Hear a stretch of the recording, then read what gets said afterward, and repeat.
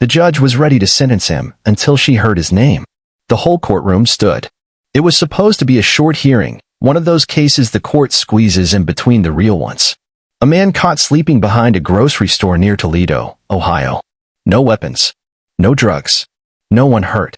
Just a trespassing charge and a resisting arrest report written in barely a paragraph. But when the deputies walked him in, heads turned. His coat was too big, the sleeves swallowing his hands. Underneath, an old army fatigue shirt, faded and worn, with the name Braxton stitched on the chest. One pant leg was tucked into a worn combat boot, the other dragged behind him, torn and muddy. He looked like he hadn't seen a bed in months. The bailiff announced, docket number 32751, State versus Leonard Braxton. And in that moment, something shifted. The judge glanced up, then looked again. Did you say Braxton? She asked. Leonard Braxton, the bailiff repeated, glancing down at the paperwork. Age 62. Judge Harper didn't respond right away.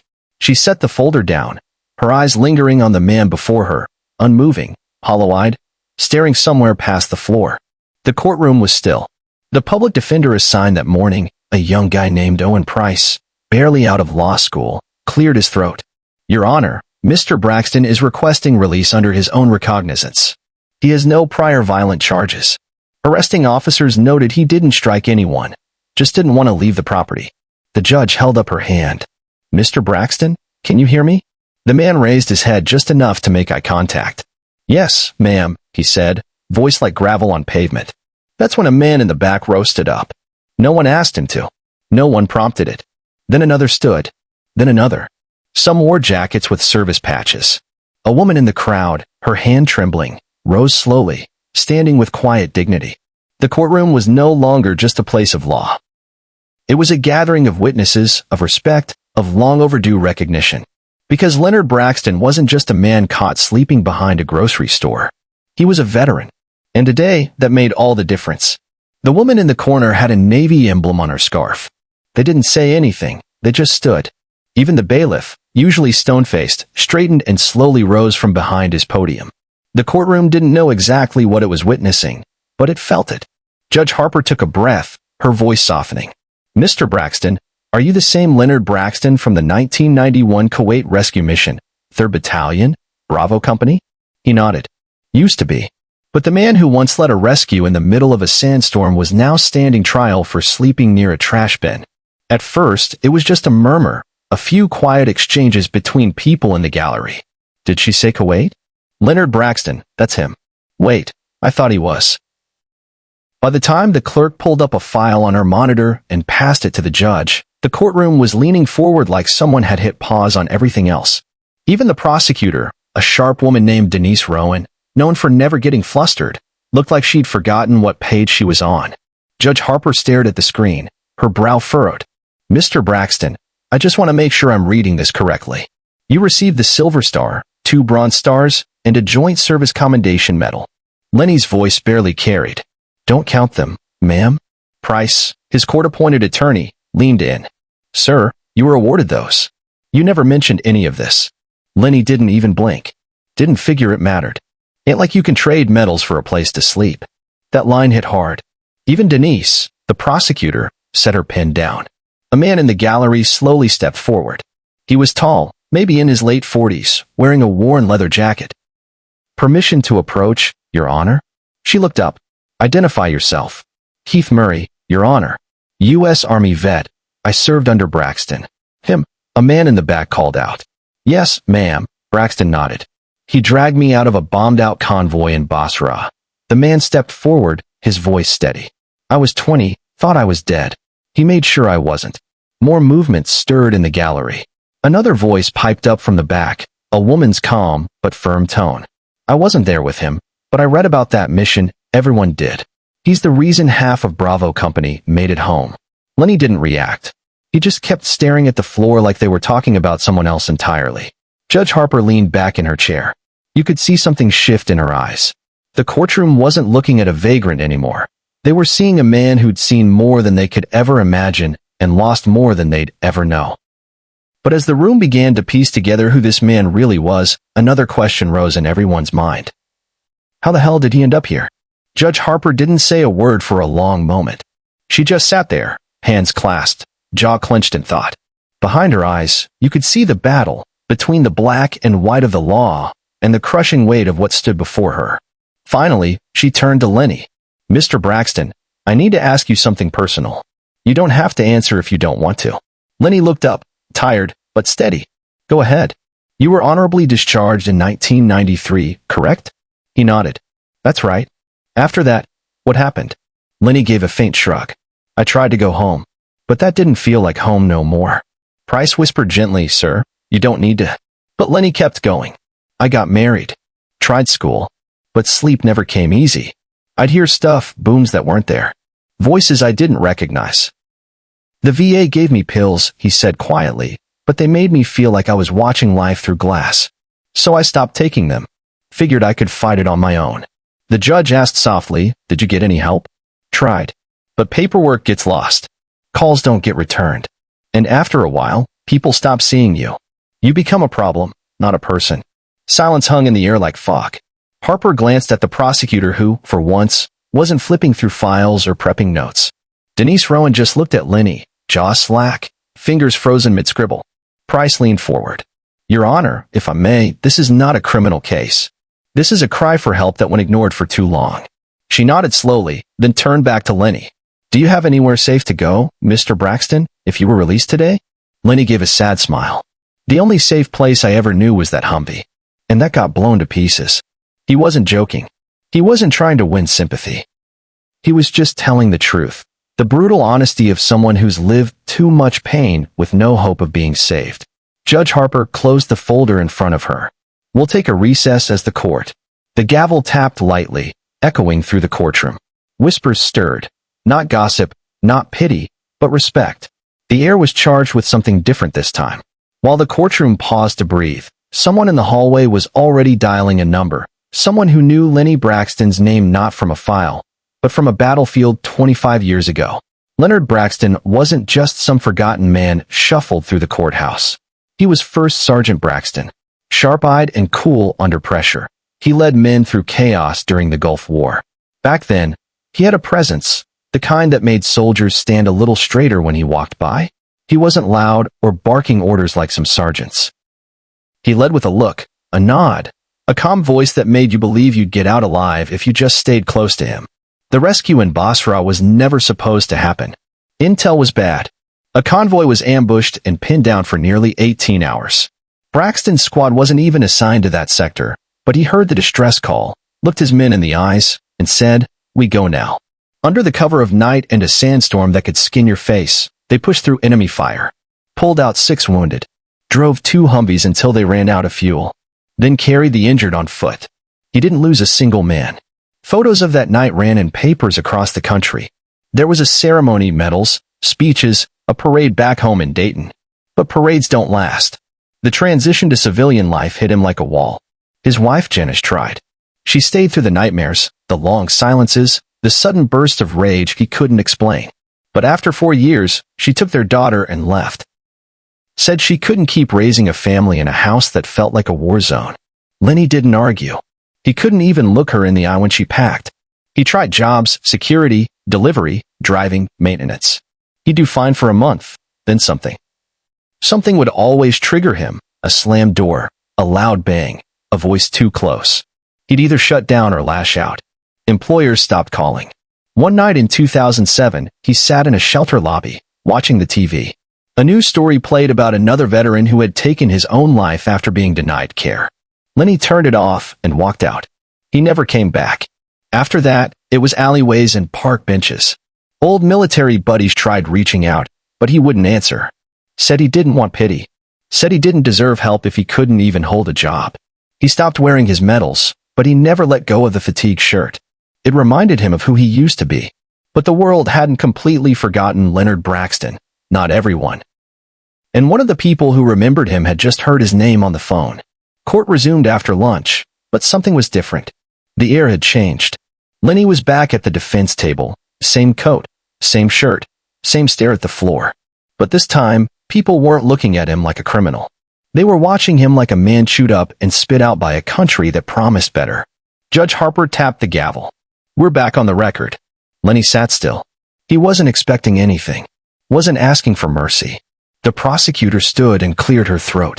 Your Honor, before we proceed, I've made some calls that got everyone's attention. Denise Rowan didn't make calls unless she wanted something. I contacted the Department of Veterans Affairs. Mr. Braxton's file is complicated, multiple denied claims, several flagged appeals never processed, one even marked lost in transfer. She glanced at Lenny. I believe he was trying. The system just wasn't trying back. Lenny gave a small grunt. Ain't no room in the system for broke black men with memories they can't shut off. Harper raised an eyebrow. What do you mean by that? He looked up.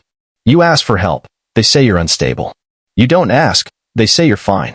And when you finally break, they say you should have spoken up sooner. His voice didn't shake. It didn't rise. It just cut through the courtroom like a cold wind. Price leaned in. Lenny, why didn't you tell me any of this? Lenny shrugged. Didn't think it mattered. I stopped being somebody a long time ago. Just then, the doors at the back of the courtroom opened. A man stepped in, dark gray suit, buzzed haircut, firm jaw. He walked with purpose. Judge Harper looked up. Can I help you? The man raised a hand. Sorry, Your Honor. I know I'm late. I'm not here as a lawyer. He turned to Lenny. I'm here because he saved my life. Lenny squinted. I know that voice.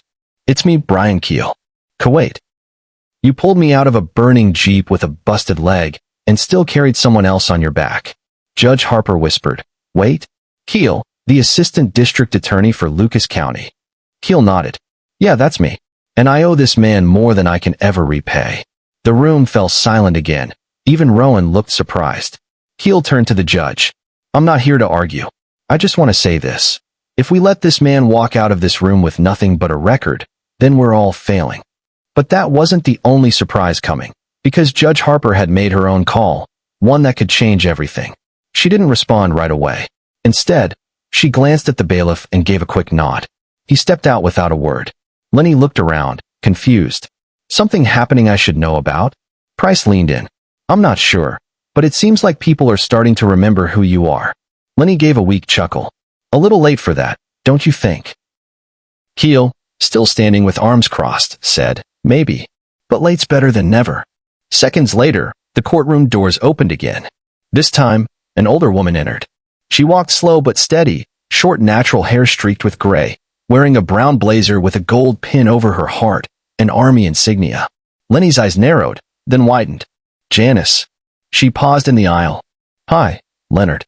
The entire courtroom seemed to disappear. He stood, almost stumbled, and looked at her like she was a ghost. How? Why are you here? Janice stepped closer. Your daughter, she found me last month. Said someone spotted you outside a church. I didn't believe it at first. I thought you moved to Kansas. I did. But then I came back. I was going to try and find you before the winter hit. Then she added, and this call came in from a judge's clerk. Price sat back, stunned. Lenny looked at the ground. I'm not the man you married anymore. Janice stepped up to the defense table. Table. No, you're not, Janice said softly, but I see parts of him in you. I always have even when you didn't. Rowan glanced toward the bench. Your Honor, may I ask what's happening here? Judge Harper finally spoke, her voice steady but warm. This man's name, Leonard Braxton, came across my desk like any other. But I knew that name. Not from the news, but from a letter. Years ago, my brother served in Desert Storm. He wrote home about a sergeant who gave him the courage to keep going when it got too hard. That sergeant was Lenny Braxton. She leaned forward, eyes meeting Lenny's. I called the VA. I called the governor's office. I called every contact I had. This man didn't need a jail cell, he needed a lifeline. Gasps and whispered murmurs rippled through the courtroom. Then she turned to Lenny. Mr. Braxton, would you be open to entering a veterans treatment court program? Housing, therapy, medical care, and support, real support. Lenny blinked, stunned. Y'all really think I'm worth all that? Keel answered without hesitation. You were worth that a long time ago. You just didn't hear it enough. Janice added gently. You're still worth it, Leonard. But even with the courtroom united in support, Lenny's answer still wasn't certain. The next few seconds would decide whether he stepped toward healing or back into the dark. Lenny didn't speak right away. He just stood there, eyes flicking from Janice to the judge, to Keel, then down to the floor. Everyone was waiting. I've been cold for a long time, he finally said. Not just my body, my spirit too. Thought maybe that's just how it ends for people like me. You're wrong, Janice said gently. That's not how it ends. Judge Harper leaned forward. You don't have to decide everything today, but the court can assign you to the Veterans Justice Outreach Program. You'd be partnered with a caseworker, get housing within 48 hours, and medical evaluation by the end of the week. Lenny rubbed the back of his neck, like he didn't know how to receive kindness. I ain't trying to be a charity case. Keel cut in. This isn't charity. It's justice, just a different kind than what you're used to seeing. Lenny exhaled, long, shaky, then sat back down. All right, I'll try. That one word, try, seemed to lift the whole courtroom. Price let out a breath and nodded, almost like, finally. Judge Harper smiled slightly. Then it settled. Mr. Braxton, your charges will be dismissed conditionally upon successful completion of the treatment program. You'll report tomorrow morning. I've already arranged transport. There was no clapping, no cheering, just stillness, respectful, heavy. Keel approached Lenny and stuck out his hand. I don't know if you remember everything about that night in Basra, but I do. You saved me. So if there's ever anything you need, anything at all, I'm here. I'll be there. Lenny looked him in the eye and shook his hand. Appreciate you. I mean that. Janice leaned in and whispered, your daughter wants to see you when you're ready. His shoulders slumped, not in defeat, but in relief. Price clapped his hand on Lenny's shoulder. We'll get through this together, Mr. Braxton. Lenny nodded slowly. Call me Lenny. But even as hope crept back in, the real test would come tomorrow, when Lenny had to face the world again, this time with no uniform and no place to hide. The next morning, a gray van pulled up outside the Lucas County Veterans Resource Center.